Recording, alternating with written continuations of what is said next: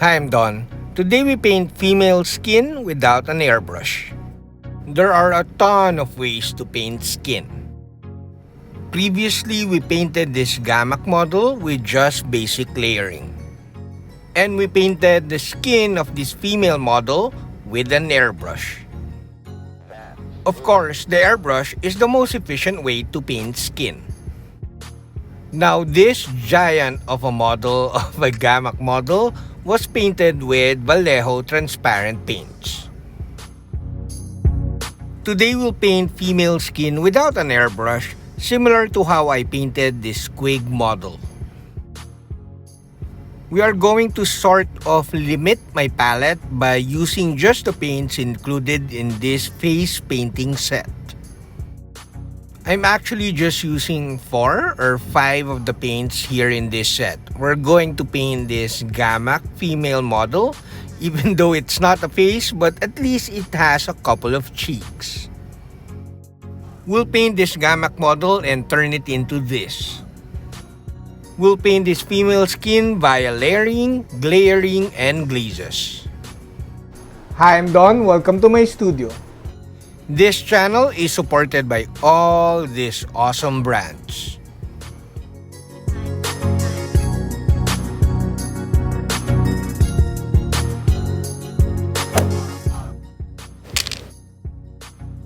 Before we start painting, it is important to note that the ratios here are not really you don't need to follow them strictly. They're just rough estimates, but they're a good starting point. Now let's paint.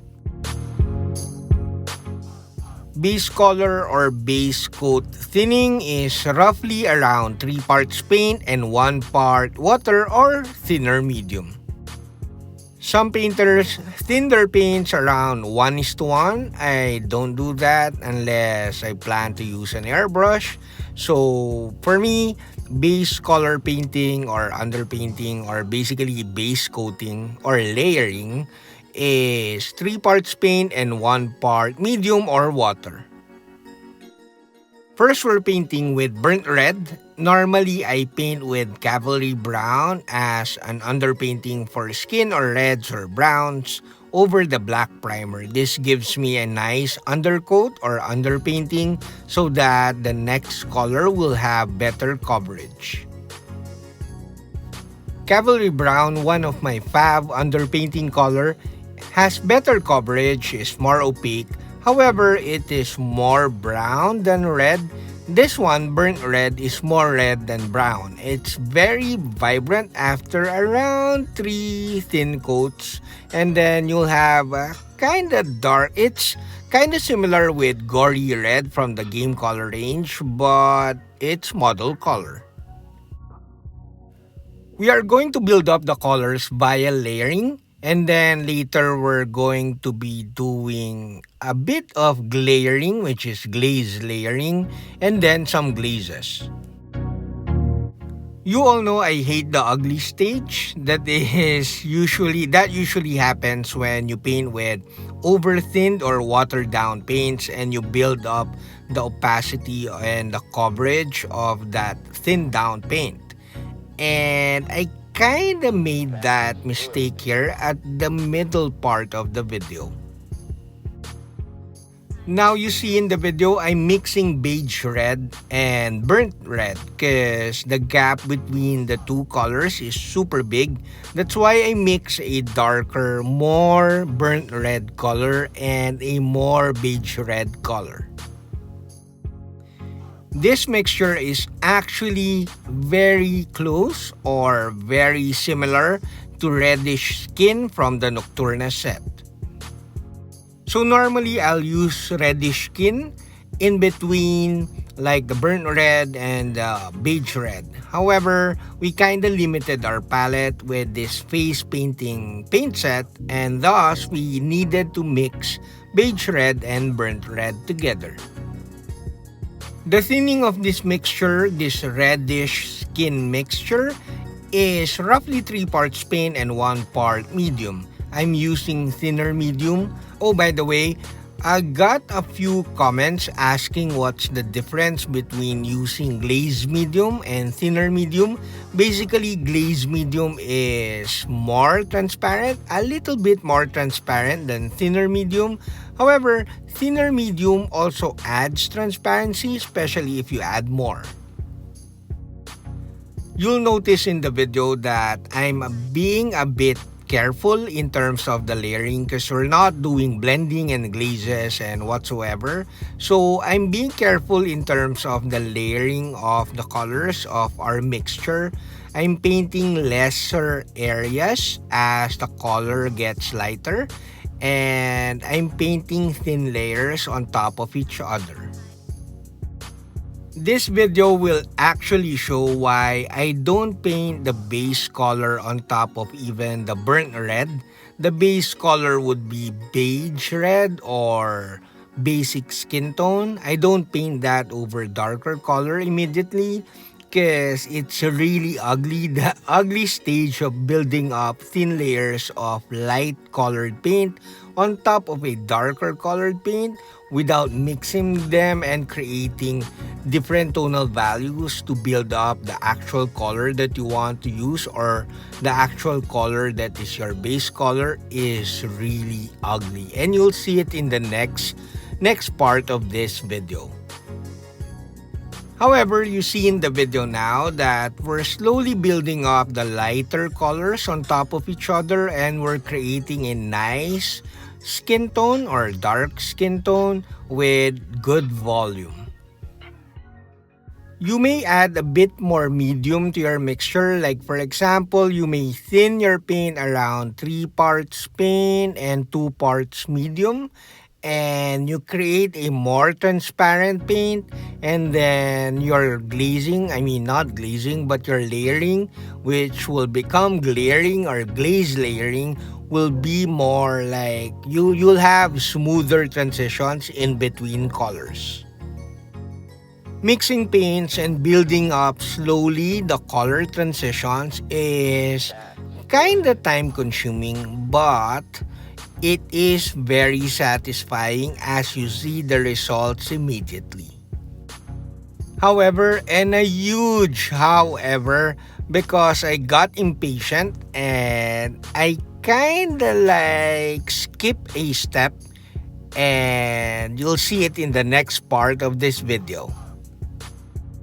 Now, since I got impatient, I jumped from like doing really nice layering and used the beige red and thinned it with thinner medium and applied the paint via glaring. For first-time viewers, glaring is just an invented name by me. It's basically glazing, but you have more paints and it's not as transparent as the usual glazing that other people or other painters use. Now, in this part of the video, I am proud to say that this is an ugly stage.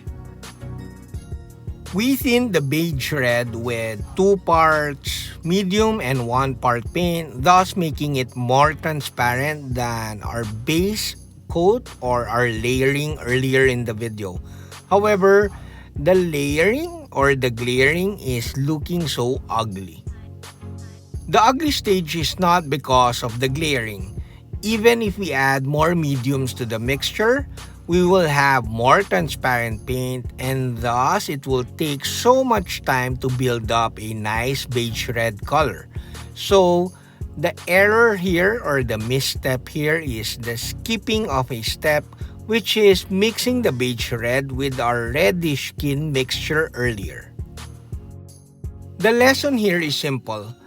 If we treat glaring as a magical step so that we have nice transition in between 2 colors, we are practically wrong. Even if we're using mediums, even if you're using water, it doesn't really matter. If you jump from one color to the other and try to create nice transitions, honestly, even if you do this even with the airbrush, it's not as easy to create nice transitions, especially if the gap in between colors is kind of big. However, we push through with the painting of this glaring of the beige red, and after like a few coats, it's looking okay.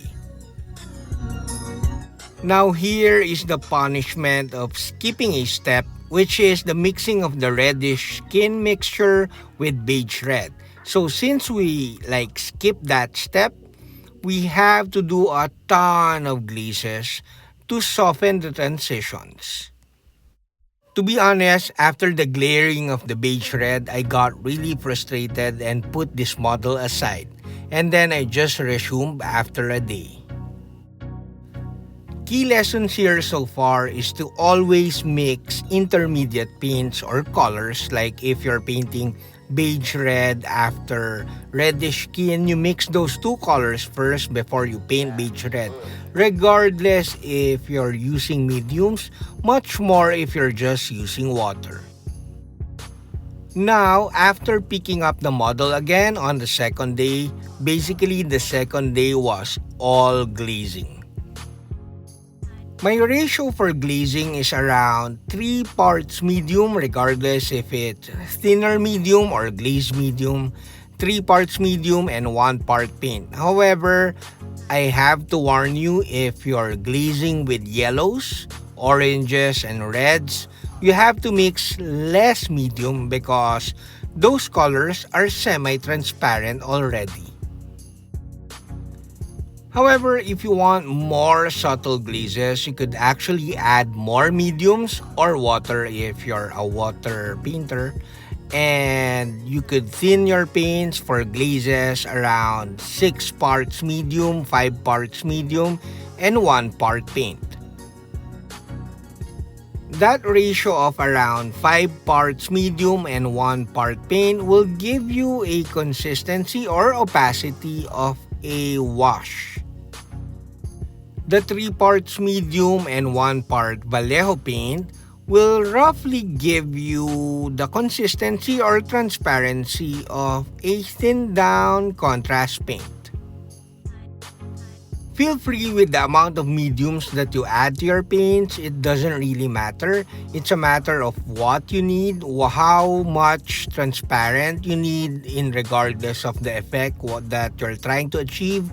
So just experiment with the mediums. It's super easy to use. It's actually easier than just watering down your paints, because you can see in the video when I'm mixing the mediums with the paint, it doesn't run around like the wet palette because it has a very good consistency.